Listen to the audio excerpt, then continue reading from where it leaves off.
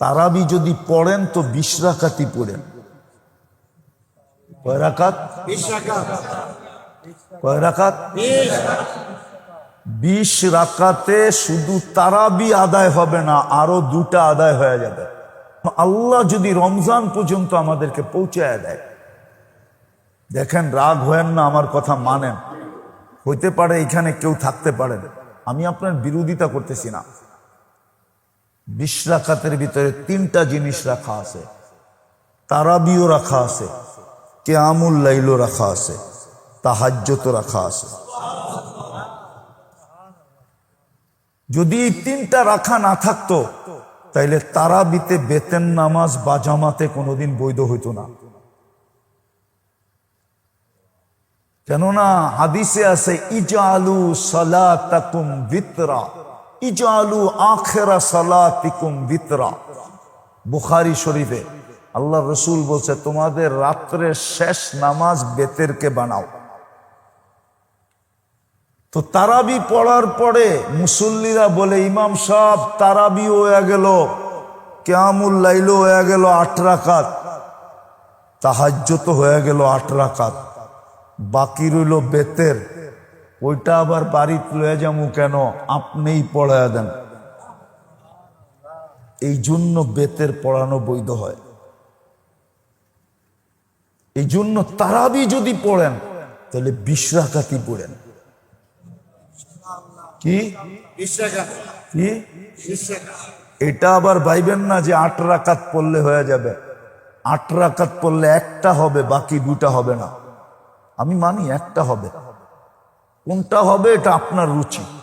তাহাজ্জুদ হইতে পারে, কিয়ামুল লাইল হইতে পারে, কিন্তু 3টা হবে না। কিন্তু 20 রাকাত পড়লে এক তীর 3 শিকার। তীর কয়টা? একটা। শিকার কয়টা? 3টা। 3টা হয়ে যাবে। আমি মিডিয়ায় কথা বলতেছি, বুঝা শুনা বলতেছি, জোর দিয়া বলতেছি, নাইলে বেতের পড়া বৈধ হইতো না। হাদিসে আছে রাত্রে শেষ নামাজকে বেতের বানাও। সর্বশেষ যেটা পড়বা বেতের, বেতের পরে আর কোনো নামাজ নাই। এই জন্য আল্লাহওয়ালারা শেষ রাত্র রাইখা দেয় বেতের, তাহাজ্জুদ পড়া পড়ে বেতের পড়ে।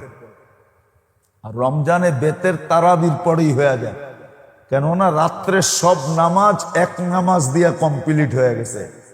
তারাবিও হইছে, কিয়ামুল লাইলও হইছে, কি তাহাজ্জুদ হয়ে গেছে, আর কোন নামাজই নাই, রয়ে গেছে কি ইমাম সাহেব পড়ায় দেন। এই জন্য পড়া। আসতেছে রোজা, আল্লাহ আমাদেরকে প্রচার তৌফিক দান করে। খুঁজা খুঁজা খুঁজা খুঁজা খুঁজা কোন আমলটা রমজানে করলে আপনার জন্য সহজ হয় আর জান্নাতও বইনা যায়, দুচোখ থেকেও মুক্তি মিলা যায়, ওলামাদের কাছ থেকে শিখেন। শিখা মনের ভিতরে গাইথা রাখেন। যদি রমজান মিলল তো ওই কামটা চুপে চাপে করেন। চুপে চাপে কইরা হ্যাঁ মনে ফুর্তি নিয়া ঘুমায় যান। যদি কেউ জিজ্ঞাসা করে এত ফুর্তি কেন, তো কইরা ফেলছি। কি কি কি যদি কয় কি করছ, বলা যাবে না, চুপে চাপে করছি তো এই জন্য বলা যাবে না, কিন্তু কইরা ফেলছি। বলা যাবে না কিন্তু কইরা ফেলছি, কাম বানায় ফেলছি, জান্নাত নিয়ে নিছি, কিন্তু বলা যাবে না করছি কি, চুপে চুপে চাপে করছি। আমাদের থেকে শিখেন, শিখবেন ইনশাআল্লাহ। হ্যাঁ। ইনশাআল্লাহ। একটা কিন্তু আমি বইলেও দিছিলাম, আরো আছে রমজানে, আরো আছে, আরো আছে।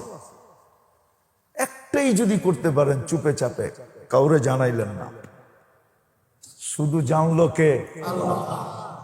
কে জানলো? কে জানলো? শুধু উনি জানলো। ওই দাদার মতো, দাদা চিনেন? আবার দাদা মনে করেন না বাপের বাপ দাদা এটা না, ধা ধা, বড় ধ দিয়া ধাঁধা। ধাঁধা চিনেন? জি বাগানে একটা শব্দ হইলো, শুনলো একজনে, শুনলো দুইজনে, ওই দুইজনে গেল না, গেল অন্য দুইজনে, ওই দুইজনও দেখলো না, দেখলো অন্য দুইজনে, ওই দুইজনও নিল না, নিল অন্য দুইজনে, ওই দুইজনও খাইলো না, খাইলো অন্য একজনে, কিন্তু পুরাটাই একজন। ঠিক না? বাগানে আম পড়ছে, শুনছে দুই কানে, হে তো যায় নাই, গেছে দুই পায়ে, দুই পায়ে তো আর দেখে নাই, দেখছে দুই চোখে, আর দুই চোখে তো আর উঠায়া নেয় নাই, নিচে দুই হাতে, দুই হাতে তো আর খায় নাই, খাইছে এক মুখে, কিন্তু জিনিস তো একটাই। ঠিক না? হ্যাঁ, আপনিও রমজানের শিখা এরকম একটা করে রাখেন, চুপে চাপে ছোটখাটো একটা করে রাখেন, দাদার মতো, দেখবেন যে ইনশা আল্লাহ কাম হয়ে গেছে। মুখ দিয়ে উচ্চারণ করে কি আলহামদুলিল্লাহ, শুধু মুখ দিয়ে উচ্চারণ করে,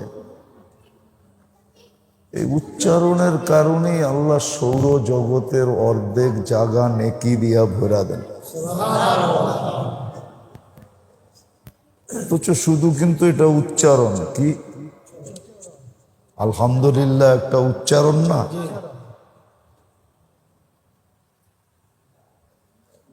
এতটুকুর বিনিময়ে সৌরজগতের অর্ধেক জায়গা নেকি দিয়ে ভরা দেন।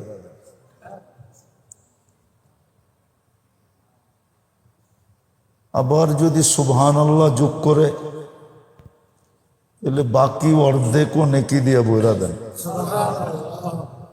শুধু উচ্চারণের বিনিময়ে। কিন্তু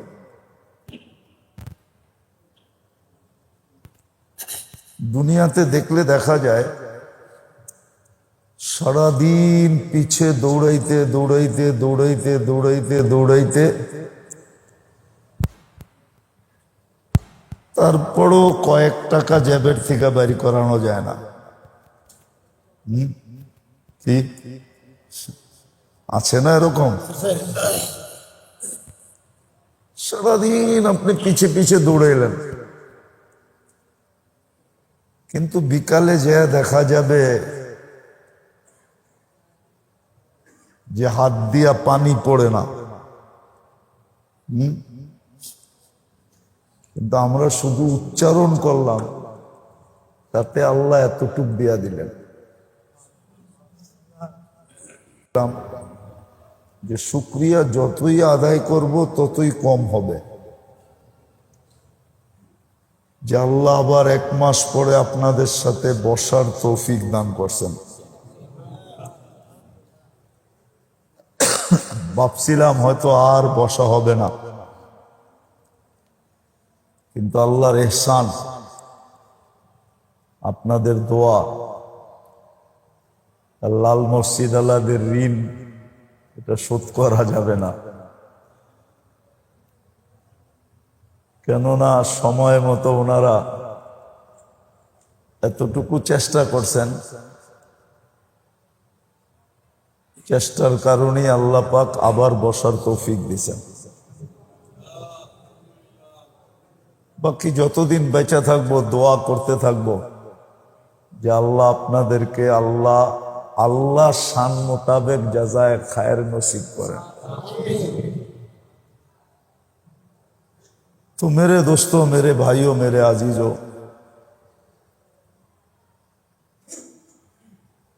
আমাদের এই জীবনটাকে সুরক্ষিত করা,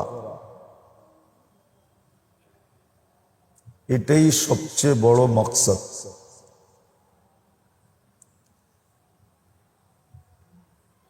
কিন্তু বন্দা সুরক্ষিত করতে হইলে বন্দা তো বন্দাই হয়, ঠিক না? কি বন্দা তো বন্দাই হয়। আবার শুধু বন্দা বন্দা না,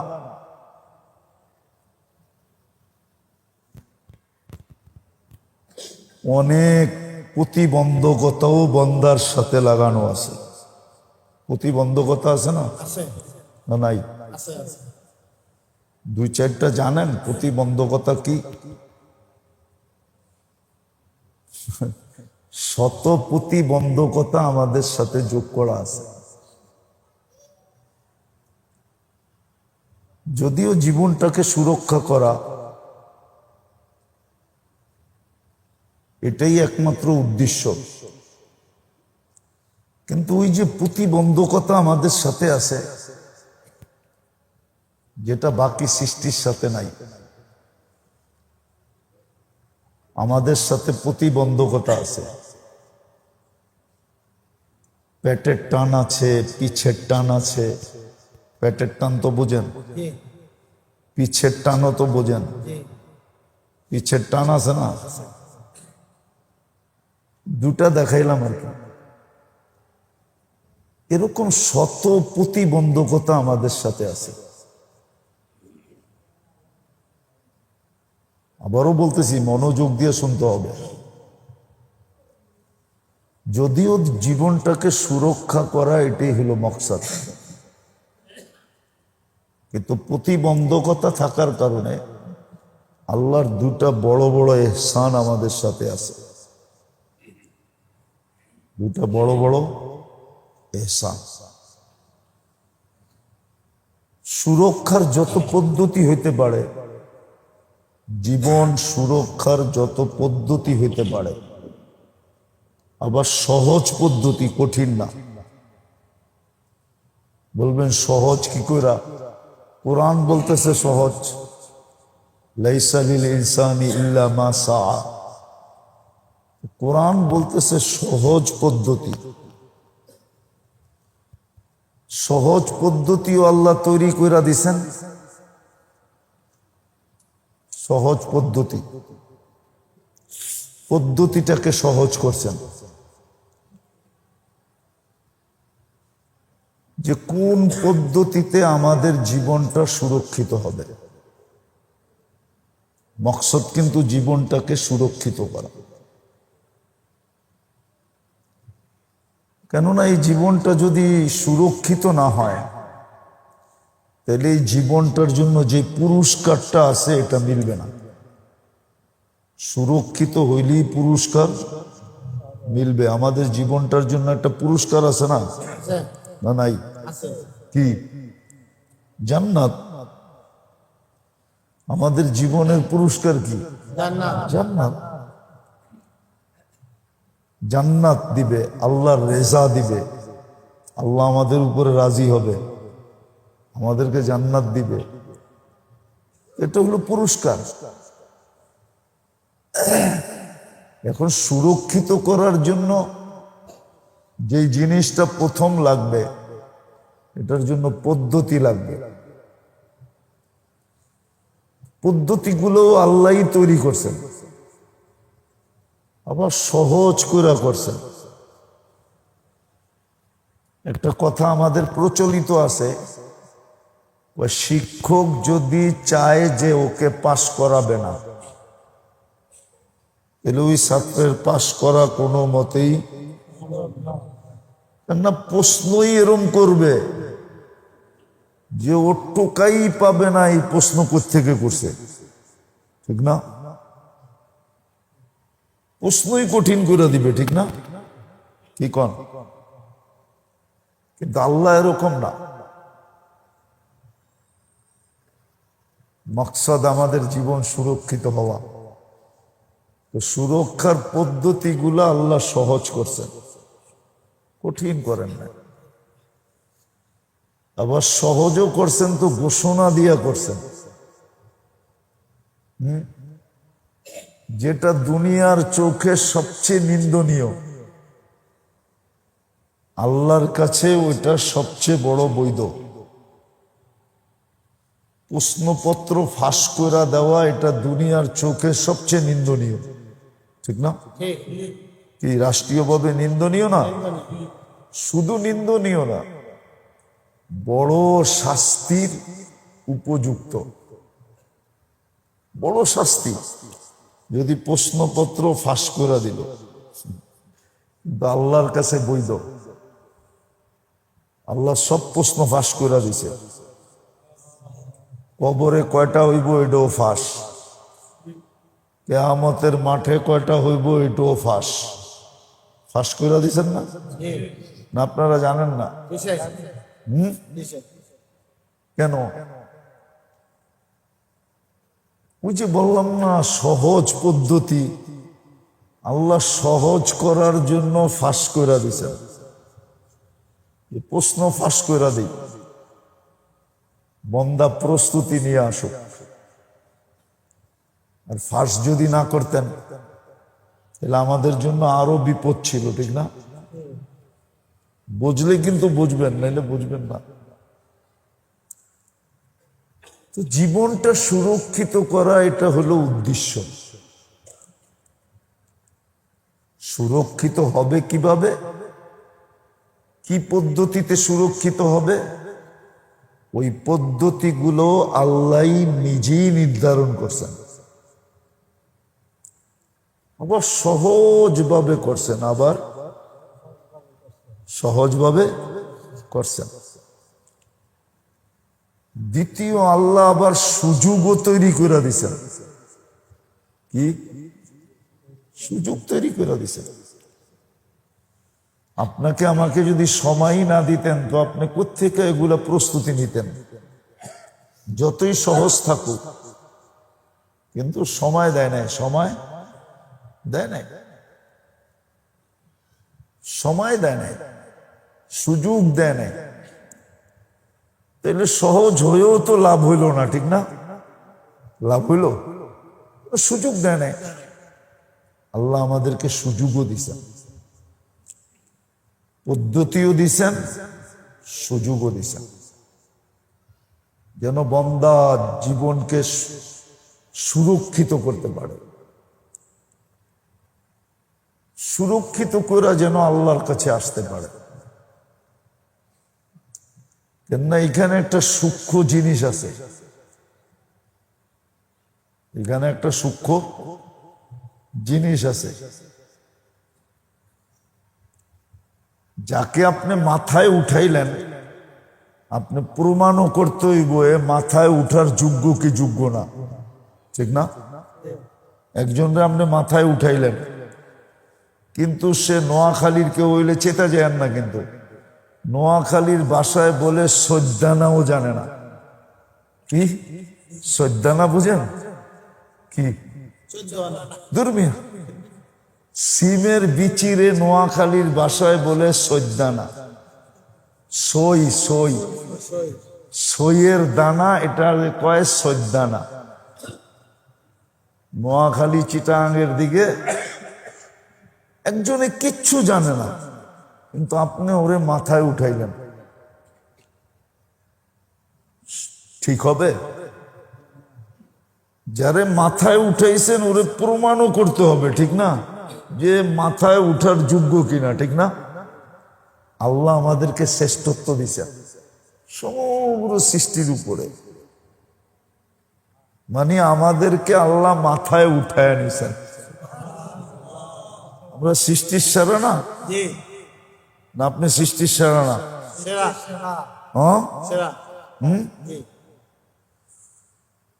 বাদশা বলে বৌরে বলতেছে, তুমি যদি চাঁদের চেয়ে সুন্দরী না হও তাহলে তুমি তালাক। মনে হয় শুনছেন কিনা জানি না। এক বাদশা বৌরে কইছে, এখন বউ তো কয় আমি চাঁদের চেয়ে সুন্দর মুখ এমনি। আলেম ওলামা সবার কাছে মাসলা গড়াইতে গড়াইতে আবু হানিফা রহমতুল্লাহ আলীর কাছে যে পড়ছে, সবাই বলছে হয়ে গেছে তালাক। আবু হানিফা রহমতুল্লাহ আলী বলছে হয় নাই তালাক। আল্লাহ তো বলছে মানুষ চাঁদের চেয়ে সুন্দর, ওয়ালাকাদ কাররামনা বনি আদম। তো তুই তো এমনি জন্মগতই চাঁদের চেয়ে সুন্দর, শ্রেষ্ঠ, ঠিক না? ওকে তো শ্রেষ্ঠত্ব দিয়েই পয়দা করছে, তুই তো চাঁদের চেয়ে সুন্দরী। তো আমাদেরকে আল্লাহ মাথায় উঠাইছেন, এখন সৃষ্টির সামনে প্রমাণ তো করতে হবে, ঠিক না? না করতে হবে না? এই সৃষ্টির সামনে প্রমাণ করার জন্যই কথা, যদিও একটু সূক্ষ্ম, সৃষ্টির সামনে আমাদেরকে শ্রেষ্ঠ করার জন্য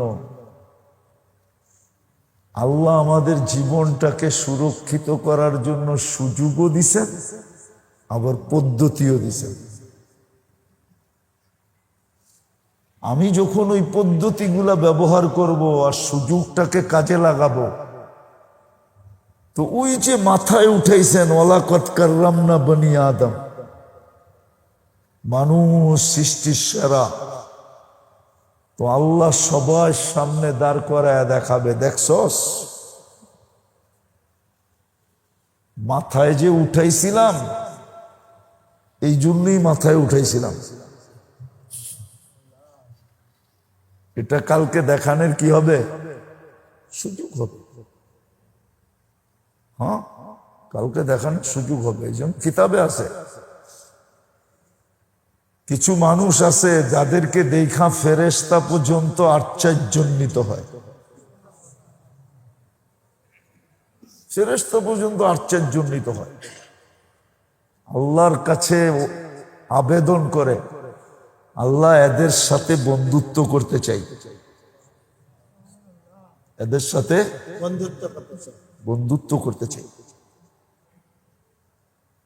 আল্লাহ অনুমতি দেয়, হ্যাঁ করো, তখন বন্ধুত্ব হয়, ফেরেশতার সাথে কি হয়? বন্ধুত্ব হয়। আবার শুধু বন্ধুত্ব না, আল্লাহ দুটা শর্ত লাগায় দেয়, যে শুধু বন্ধুত্ব করলে চলবে না, দুনিয়ার কাজেও এদেরকে সহযোগিতা করতে হবে,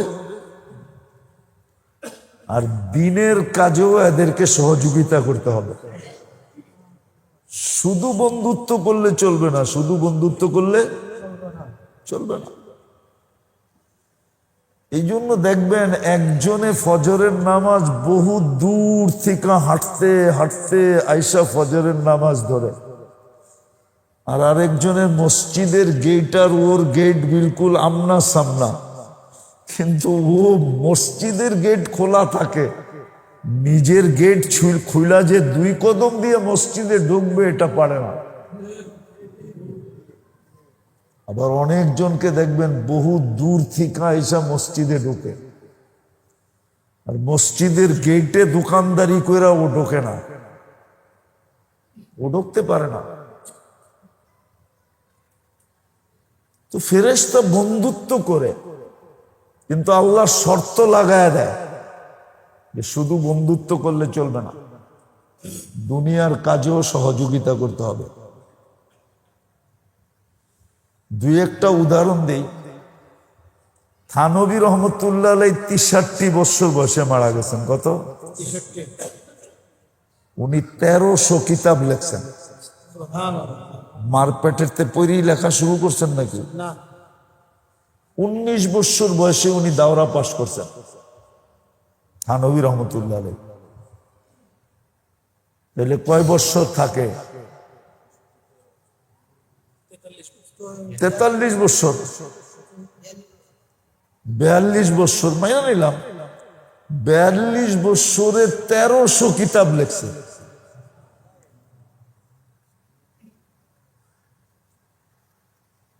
এক এক কিতাব 12 ভলিউম আছে। কেমনে লেখলো? ইমাম তাইমিয়া রহমতুল্লাহ আলাইহিও 63 বছর বয়সে মারা গেছেন। ওনার এক কিতাবই আছে 36 ভলিউম, মাজমাউল ফতুয়া। উনি এরকম কয়েকশো কিতাব লেখছেন।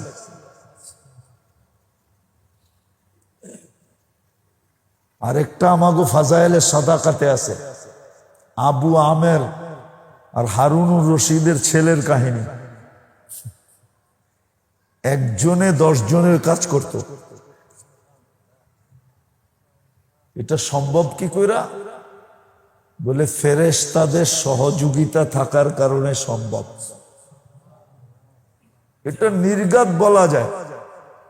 কলম থানবী রহমতুল্লাহের হাতে ছিল, কিন্তু লেখছে ফেরেশতারা। কলম উনি ধরছে, কিন্তু লিখছে কে? ফেরেশতা। আমগো জাকারিয়া রহমতুল্লাহ আলাইহির হাদিসের উপরে যে সরা আছে ব্যাখ্যা, লম্বা লম্বা ভলিউম, কিন্তু বয়সের সাথে যোগ বিয়োগ দিলে মনে হয় এর 100 ভাগের 1 ভাগ লেখার মতো বয়স পায় না। ওই যে বললাম না, ফেরেশতারা সহযোগী হয়। আল্লাহ বলে সহযোগিতা করতে হবে দুনিয়ার কাজে এবং দিনের কাজে। এই জন্য লাউড স্পিকারের আজান দিলেও কারো চোখ খোলে না। সত্যি। আর আরেকজনের দেখা যায় সুবে সাদে খাওয়ার আগেই খুলা যায়। কি আছে না এরকম? ওর আর ঘড়িতে অ্যালার্ম দিতে হয় না, ওর ভিতরে অ্যালার্ম ফিট করা আছে। ফজরের সময় হইতে দেরি, চোখ খুলতে দেরি হয়। ওই যে মশহুর কাহিনী আছে না, মাবিয়া রাদিয়াল্লাহু তাআলা আনহু বলে একদিন তাহাজ্জুদ পড়ে নাই, তো সকালে উঠে এমন কান্না কানছে, পরের দিন রাত্রে দেখতেছে তাহাজ্জুদের সময় কে জানি পাও টিপা উঠাইতেছে। কয় হুজুর তাহাজ্জুদের রক্ত হয়ে গেছে। তুমি কে? আমি বড় হুজুর। আরে চিনছেন বড় হুজুর কে? শয়তান। তুমি আর তাহাজ্জুদ? কালকে আমি পাও টিপা ঘুম পড়ায় রাখছিলাম, কিন্তু সকালে কান্না দিয়া যা কামাইছেন, এই জন্য নিয়ত করছি ডেলি উঠাইয়া দিব আপনারে। ডেলিটা ডেলি কামান, এটাই যথেষ্ট। সুবহানাল্লাহ। কিন্তু কালকে এক কান্না দিয়া যা কামাইছেন, আর কোনোদিন আপনারে ঘুম পড়ায়ও রাখবো না, আবার কান্না দিয়া এতগুলা কামাইতেও দিব না। সত্য এটা। তো জীবনটা সুরক্ষিত করা, এটা হলো মকসদ। আল্লাহর ইহসান যে আল্লাহ ক্ষেত্র তৈরি করে দেন, আবার বন্দাকে সুযোগও করে দেন। বন্দাকে সুযোগও করে দেন, আবার সহজভাবে দেন, কোনো কঠিন না, সহজভাবে। বরং কঠোরতা আল্লাহ নিষেধ করছেন, কঠোরতা নিষেধ করছেন। হাদিস থেকে প্রমাণ দিতেছি। 3 জনে আইসা আল্লাহ রসুলের ঘরে জিজ্ঞাসা করছে আম্মা জানদের কাছে যে আল্লাহ রসুলের রাত দিন কিভাবে কাটে, রাত দিন। পরে 3 জনে মিলা অঙ্গীকার করতেছে আমি আজকার থেকে আর ঘুমাবো না, সারা রাত্র ইবাদত করব। আরেকজন বলতেছে আমি আজকার থেকে রোজা শুরু করব, সারা বৎসর রোজা রাখবো। আর 3 জনের 3য় জন বলতেছে তোমরা তো 2 জনে রাত দিন লইই ফেলছো, আমার তো আর কোনো সুযোগ এখানে নাই। তো উনি বলতেছে আমি বিয়া শাদী জীবনেই করব না। আল্লাহ রসুল কিন্তু পিছেতে শুনতেছে। যখন 3 জনেরটা কমপ্লিট, তো আল্লাহ রসুল পিছন থেকে সামনে আয়া বলতেছে একটাও ঠিক না, একটাও ঠিক না।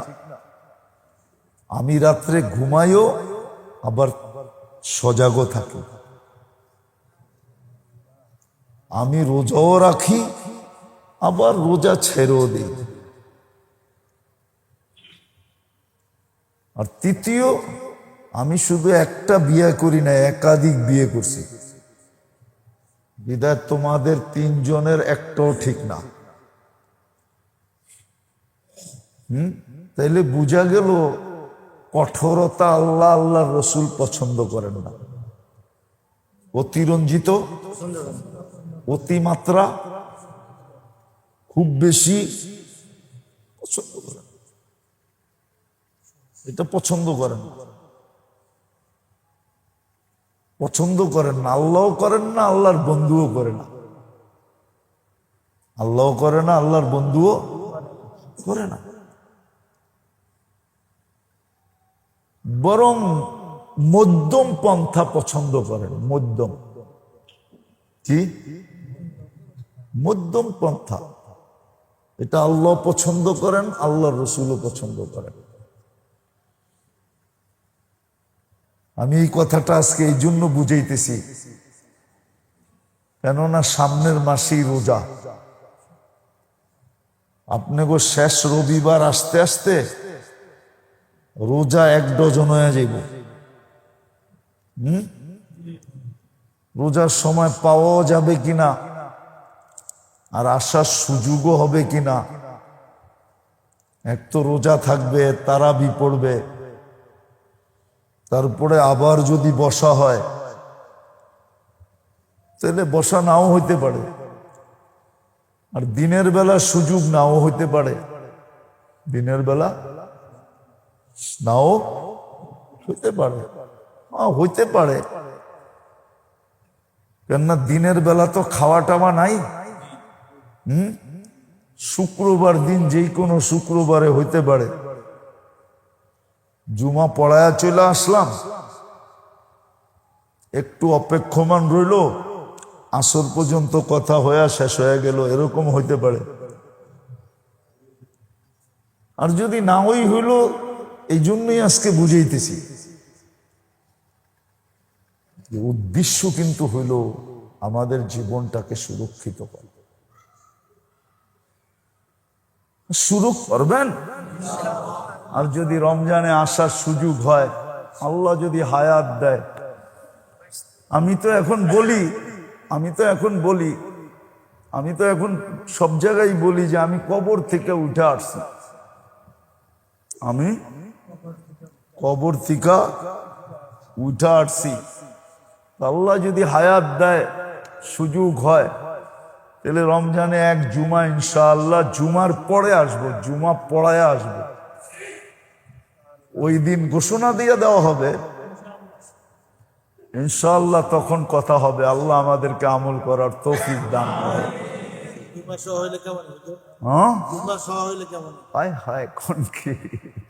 আল্লাহুম্মা লাকাল হামদু কামা ইয়ানবাগি লিজালালি ওয়াজহিক ওয়া আযীমি সুলতানিক।